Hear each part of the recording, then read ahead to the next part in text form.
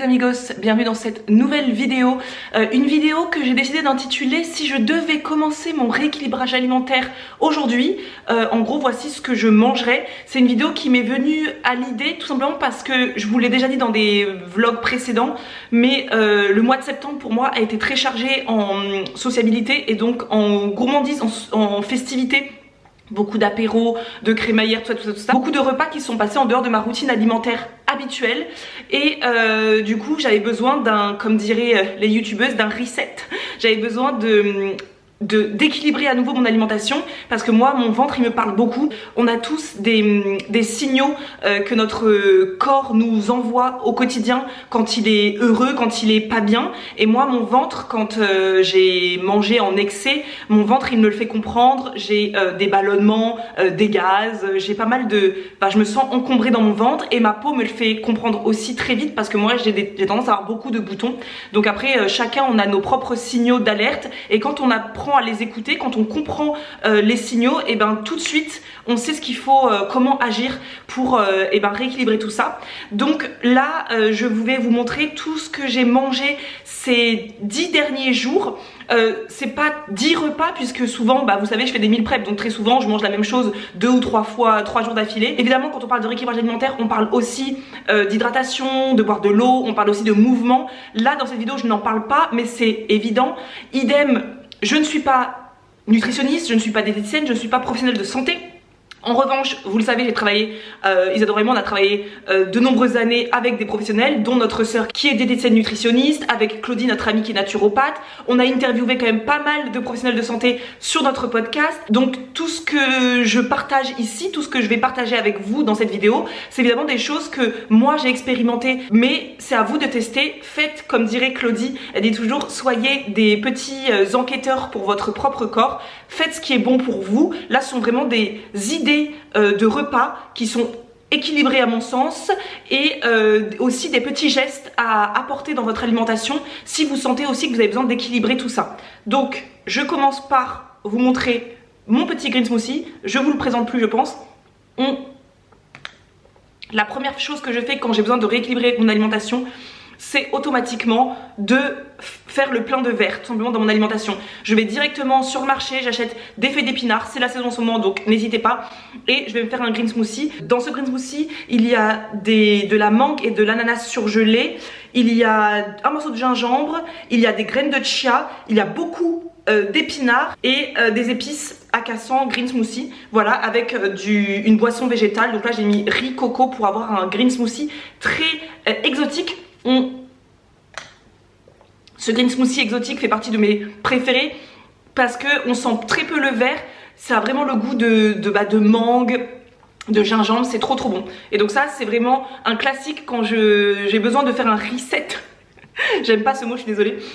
Quand j'ai besoin d'équilibrer à nouveau mon alimentation, d'alléger mon alimentation, très souvent le matin je commence par un green smoothie, mais les premiers matins en général je mange pas du tout. Quand j'ai vraiment fait des excès, les 2 premiers matins je mange pas du tout, et le 3e matin je vais me faire en général un green smoothie que je peux boire seul ou accompagné, je sais pas, de pancakes par exemple. Pour le reste de la vidéo je vous laisse avec ma douce voix off. Quand je ressens le besoin d'alléger mon alimentation après des excès, en général, j'aime bien commencer par une petite cure de 7 jours environ de jus de citron le matin avant de manger quoi que ce soit. C'est dans de l'eau chaude, enfin dans de l'eau tiède avec un petit peu de cannelle, j'aime bien. C'est bon pour le foie et en même temps, je fais le plein de vitamine C, donc combo gagnant. Ce matin, au petit déjeuner, ce sera des pancakes à la farine de sarrasin. Vous connaissez cette recette, je la présente plus. La recette est disponible sur notre blog depuis un bon moment maintenant. C'est une recette qu'on fait depuis des années. Et c'est notamment une recette que je fais très souvent quand j'ai envie de rééquilibrer mon alimentation, quand j'ai manger avec des excès, etc. Je sais que c'est une recette vers laquelle je me retourne directement puisque c'est une recette qui est sans sucre ajouté, donc pour un petit déjeuner c'est parfait. On le répète pas assez souvent, mais les petits déjeuners sucrés, même si c'est très c'est très habituel nous en France, globalement c'est pas les petits déjeuners les plus intéressants pour tenir sur la journée en fait, et notamment sur la matinée, pour commencer la journée en fait avec du sucre. Donc c'est vrai que c'est un petit déjeuner qui est sans sucre ajouté mais qui est hyper gourmand. C'est juste dedans une banane avec 2 œufs, Une banane, 2 œufs. Pour l'instant, j'ai juste écrasé la banane. Je vais mettre de l'extrait de vanille et 2 cuillères à café, enfin à soupe, 2 cuillères à soupe de farine de sarrasin. Donc c'est parfait pour les personnes qui sont intolérantes par exemple au gluten. Et ça permet aussi de varier son alimentation et donc de varier ses farines, que toujours manger de la farine de blé. C'est intéressant. La farine de sarrasin en plus est intéressante. Donc voilà.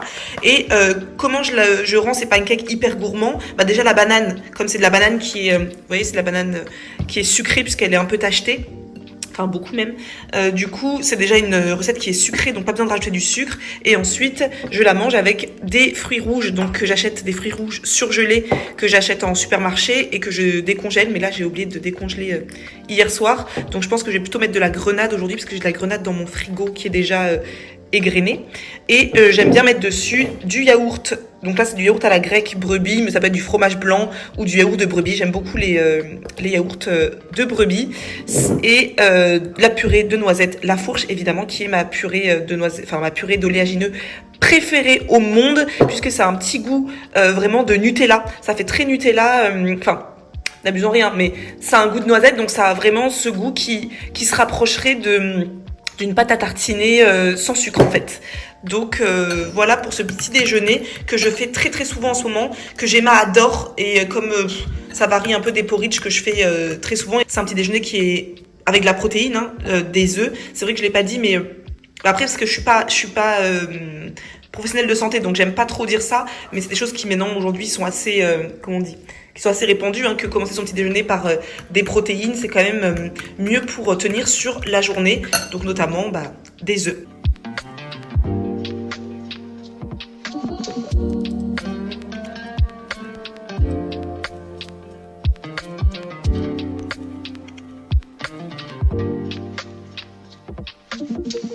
Je vous disais tout à l'heure que j'aime bien faire une cure de verre quand j'ai fait des excès, et je fonce toujours vers les légumes feuilles, donc les épinards, là des blettes. Donc là, ce jour-là, j'avais cuisiné des blettes à la sauce tomate. C'est une recette qui est disponible dans notre e-book d'automne. C'est une recette que j'aime bien faire, qui est très simple, très facile, qui prend un petit peu de temps parce que les blettes, ça se prépare, faut enlever les fils, etc.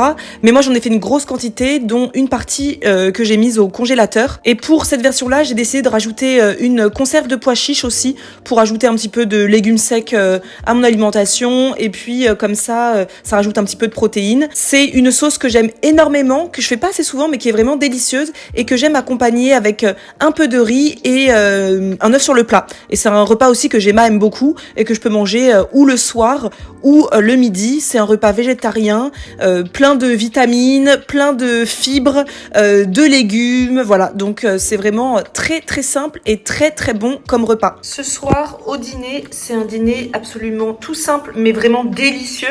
C'est une soupe asiatique au lait de coco. Donc c'est une recette qu'Isadora avait partagée dans une vidéo il y a longtemps maintenant. Je vous la mettrai dans la barre d'infos. C'est une recette qui est vraiment toute simple. C'est Claudie qui l'a fait régulièrement et qui avait partagé la recette avec Isadora. Et c'est vrai que c'est trop bon. C'est hyper simple pour un dîner. C'est un dîner léger, végétarien. Vous savez que nous, le soir, on aime beaucoup manger quand même majoritairement végétarien, donc juste des légumes et un féculent. Je vous mettrai la recette dans la barre d'infos, donc c'est pour ça que je l'ai pas filmé. Mais en gros, j'ai fait revenir un petit peu d'oignon. J'ai tout fait à l'œil, moi. Mais la recette, elle est vraiment avec les vraies mesures.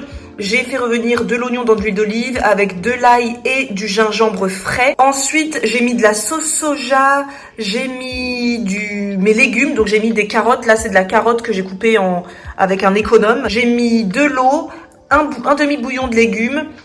Et puis, je crois que c'est tout. J'ai laissé... Et ah oui, bien sûr, j'ai rajouté les pâtes. Donc, c'est des nouilles de riz. Voilà, c'est des grosses nouilles de riz, vous savez, qu'on utilise pour faire des ramen, pas des ramen, des pâtes thaï. Donc j'ai mis ça dedans à cuire, et ensuite j'ai rajouté quelques brocolis qui étaient déjà cuits vapeur de la veille. J'ai rajouté ça, et à la fin du lait de coco. Et donc ça fait une soupe absolument délicieuse, hyper goûtue. Et dessus j'ai rajouté de la coriandre surgelée, des cacahuètes non salées et évidemment mes oignons frits. Donc là je vais juste enlever la fourchette, je vais manger ça avec une cuillère, mais c'est absolument délicieux. La saveur, trop bon. Ce midi sera clairement pas l'assiette la plus belle que vous aurez vue dans cette vidéo, mais c'est un repas de reste. Ce midi, j'ai pas cuisiné, donc j'ai juste réchauffé ce que vous voyez dans mon assiette. Puisqu'hier, on a fait une vidéo avec Isadora, un réel sur Instagram. Pour ce réel-là, on avait décidé de préparer de la purée de brocoli. Donc ça, c'est de la purée. Là, vous avez de la purée de brocoli au kiri.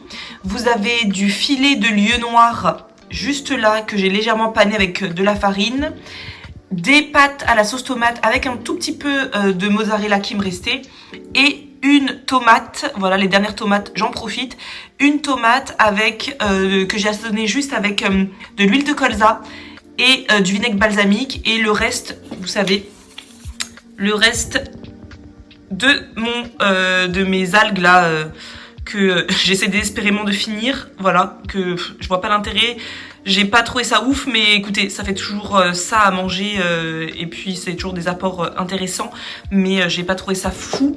Donc voilà pour ce midi, j'essaie au quotidien de rajouter des oméga 3 à mon alimentation, donc avec le poisson et l'huile de colza.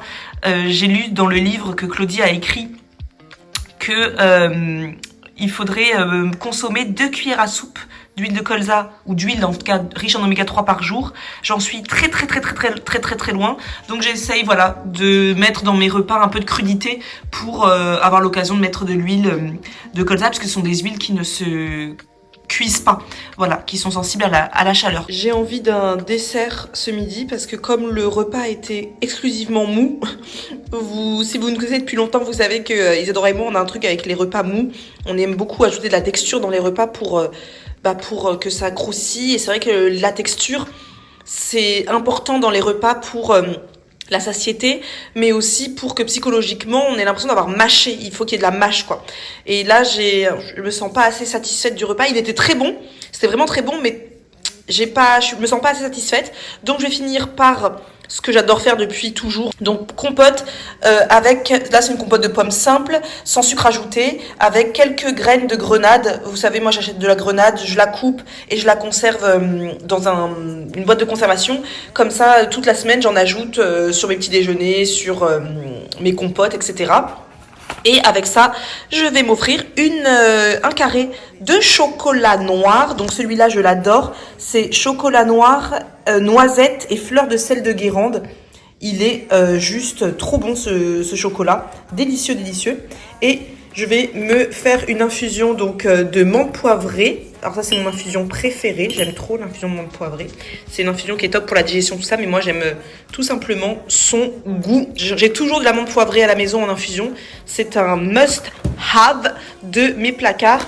Donc voilà pour le petit dessert qui va me faire du bien dans la jolie tasse de Caro from Woodland, très automnal. Là, on est sur un dessert très automnal, hein. La grenade, la compote de pommes, le chocolat noir. C'est pas le genre de truc que je mange quand il fait 40 degrés dehors.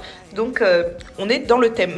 J'ai également mangé mon porridge matinal. Ça, c'est un peu la base de mes matins, surtout en automne. Donc là, c'est un porridge que je fais au micro-ondes, vraiment très simplement, et que j'aime accompagner de fruits rouges surgelés, de yaourt de brebis et de purée de noisettes. Et j'aime ajouter dessus, pour le côté croquant, des amandes concassées. Là, on est sur un autre repas de reste. C'est vraiment pas le repas instagrammable à souhait, mais qui était très bon, ma foi. C'est le reste de pâtes que je vous ai présenté précédemment, avec le reste de brocoli vapeur que j'ai présenté précédemment, avec un petit peu de mozzarella râpé dessus. Et j'ai accompagné ça de 2 petites tartines de pain maison. C'est la recette qui est disponible sur notre blog depuis longtemps maintenant, que j'ai légèrement beurré et sur lesquelles j'ai ajouté de la sardine, voilà, des filets de sardines en conserve et un petit peu de paillettes d'algues. Un autre midi, eh bien, j'avais préparé des légumes rôtis. C'est un peu la base, surtout en cette saison, même si j'en consomme énormément aussi en été. Mais là, en ce moment, ça va être, voilà, patates douces, aubergines. Là, j'avais mis un poivron rouge, de l'oignon rouge et j'avais également ajouté des escalopes de poulet. C'est vraiment un repas extrêmement simple, très très bon, et qui se fait dans un seul et même plat, donc dans une lèche frite, donc c'est vraiment très rapide. Est-ce qu'il existe une semaine chez Marisa sans un riz frit ? Que nenni, ça n'existe pas. C'est une recette que l'on présente plus, je pense, tellement on l'a montré 1 milliard de fois. C'est tout simplement des petits légumes que je fais revenir dans de l'huile. Donc là, c'est des carottes, des petits pois et du brocoli vapeur. Et ensuite, j'ajoute un reste de riz. Je fais cuire un œuf en omelette. J'arrose tout ça de sauce soja salée. Et voilà, j'ai un dîner très très simple. Là, c'était un dimanche en fin d'après-midi. J'avais envie d'un petit goûter réconfortant. Et j'avais mis au congélateur un cake banane noix de coco. J'en ai décongelé quelque part au four avec de la compote de pommes et voilà pour un petit goûter tout doux et réconfortant et gourmand. Et qui dit automne, qui dit rééquilibrage alimentaire, qui dit faire du bien à son bidou, dit clairement soupe. Le soir, c'est quand même le must-have. C'est vraiment un des repas que je préfère en automne parce que Gemma aime beaucoup ça, notamment les veloutés orange, assez épais, gourmand. Là, c'est un velouté que j'ai préparé à la carotte avec de la patate douce et du gingembre. Oui, j'ai mangé beaucoup de gingembre ces 10 derniers jours. J'adore ça et c'est très bien pour... c'est anti-inflammatoire, etc. Ça a plein de vertus, en dehors de son goût délicieux, ça a plein de vertus pour le système immunitaire, etc. Donc, c'est hyper intéressant d'ajouter du gingembre quand on veut... faire du bien à son bidou. Donc c'est une soupe vraiment toute simple que moi je fais tout à l'œil maintenant, j'ai tellement l'habitude. Je fais revenir les légumes dans un peu de matière grasse et ensuite je couvre à hauteur avec de l'eau bouillante et un bouillon de légumes. Et puis ensuite, il n'y a plus qu'à mixer tout ça. Moi, j'aime quand les veloutés sont assez épais, donc je fais attention de ne pas mettre trop de liquide. C'est vraiment un velouté que j'ai adoré, que j'ai mangé sur plusieurs soirs, que Gemma a adoré aussi. Et en général, ce genre de repas, on aime bien l'accompagner d'un petit quelque chose. Donc parfois, c'est des croissants feuilletés que je fais maison. Là, c'était un reste de pizza. Voilà, pizza aux légumes, qui était d'ailleurs très bonne. Donc c'est un dîner qui est très léger et ça fait vraiment du bien au bidou d'aller au lit avec un ventre tout léger le soir. Bon, c'est pas parce qu'on équilibre notre alimentation qu'on dit non aux petites douceurs qui nous sont offertes. J'ai passé un après-midi avec des copines et on m'a offert des cookies maison et gourmands. Je dis pas non.